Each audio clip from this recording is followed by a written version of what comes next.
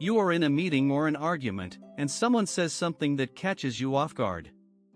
You feel the heat in your chest, your mouth goes dry, and your mind goes completely blank. It is not rudeness or stupidity. It is a biological survival response that has been hijacked.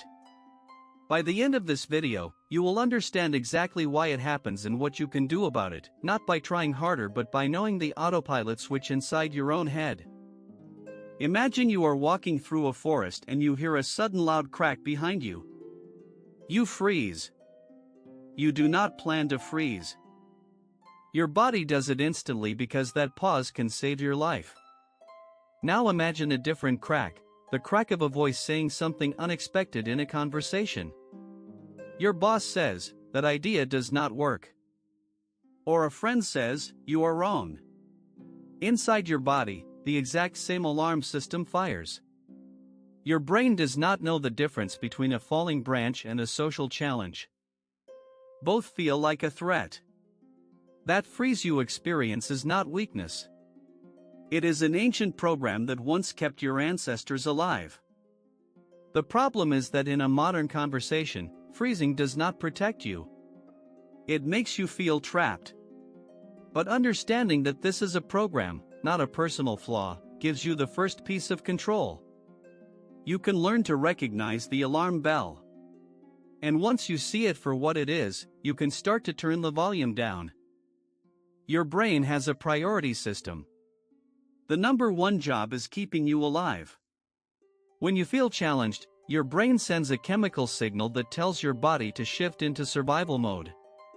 Blood leaves your thinking parts and rushes to your muscles. Your heart speeds up.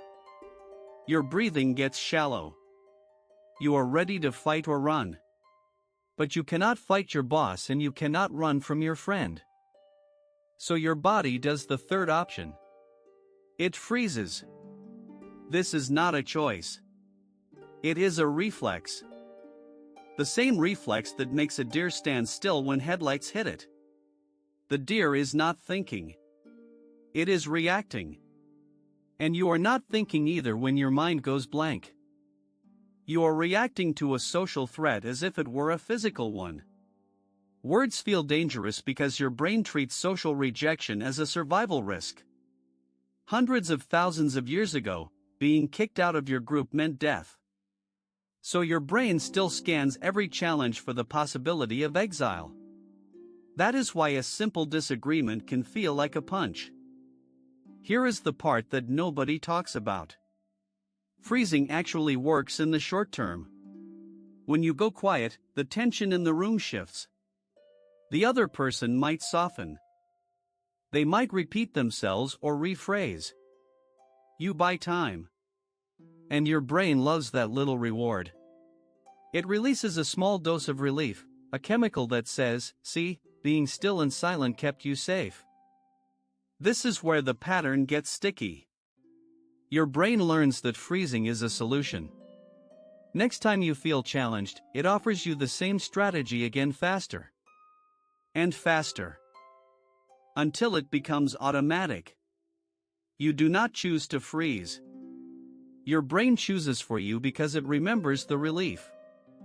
Think of a time as a kid when you stayed quiet in class to avoid the wrong answer. That worked then.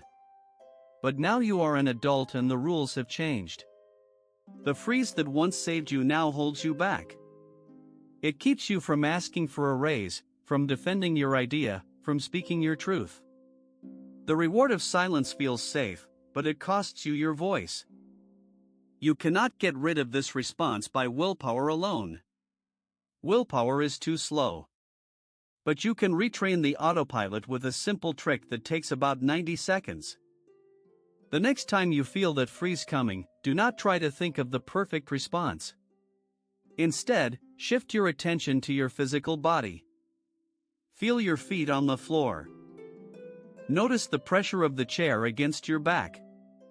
Take one slow breath out. This works because your brain cannot stay in high alarm and track your body at the same time. It has to choose. And when you give it a simple physical anchor, it drops the alarm for a moment. That moment is your window. You are not trying to win the argument yet.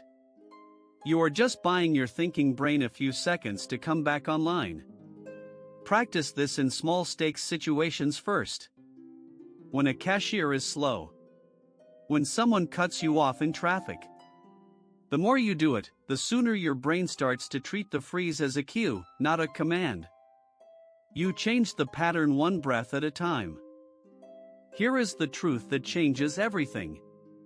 That freeze is not something wrong with you. It is something your brain learned to protect you. And what got learned can be unlearned. But you cannot do it by just watching videos. You need a place to practice, a space where you can retrain your responses without real-world pressure. That is why we built Wow Brain. It is your second brain, a tool that lives in your pocket and helps you build new patterns through tiny daily exercises. Each session takes a few minutes and targets the exact autopilot that keeps you stuck. You do not need to be perfect. You just need to start. The link is in the description. One small practice today can change the way you show up tomorrow. Because you are not broken. You are just running old software. And now you know how to update it. The freeze is not your enemy. It is a signal. A signal that your brain is trying to protect you from a threat it misread. Now you know why it happens, how it gets rewarded, and the simple way to shift it.